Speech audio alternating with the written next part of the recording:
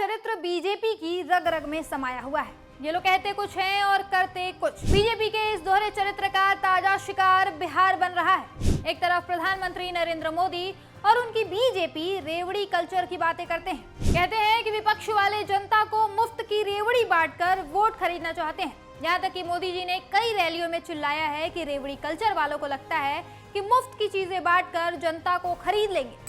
मोदी जी ने यह भी ज्ञान दिया है कि हमें मिलकर इस रेवड़ी कल्चर को देश की राजनीति से हटा देना चाहिए।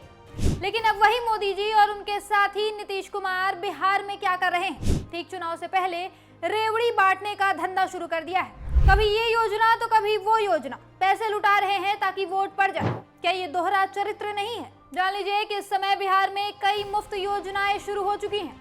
एक है मुख्यमंत्री स्वयं सहायता भत्ता योजना। इसके तहत लगभग 5 लाख ग्रेजुएट युवाओं को हर महीने 1000 रुपए का भत्ता मिलेगा, वो भी 2 साल तक। यानी सालाना 12,000 रुपए प्रति व्यक्ति खर्च किया जाएगा। मोदी जी ने वीडियो कॉन्फ्रेंसिंग से ये लॉन्च किया और कहा कि ये युवाओं को आत्मनिर्भर बनाएगा। अब आप सोचिए भला 1000 रुपए में युवा आत्मनिर्भर बनेगा कैसे? अगर सही मायनों में उन्हें आत्मनिर्भर बनाना है तो आप नौकरी पैदा करते बिहार में, लेकिन वो आपसे हो नहीं रहा।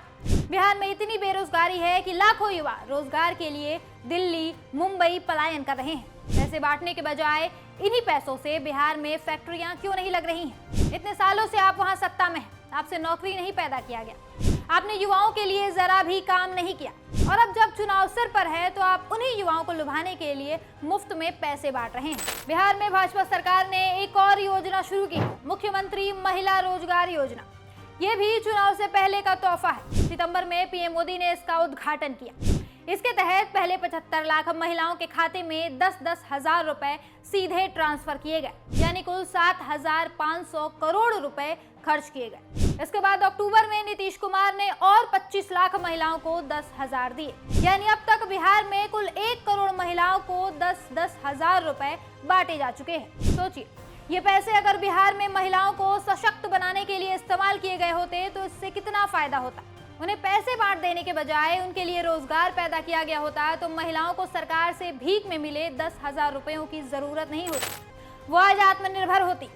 मोदी जी बार बार रेवड़ी कल्चर की बात करते हैं, लेकिन खुद बिहार में चुनाव देखते ही वही काम शुरू कर दिए। जान लीजिए कि बिहार में विधानसभा चुनाव अक्टूबर-नवंबर में होने वाले हैं और बीजेपी नीतीश की जोड़ी घबरा गई है।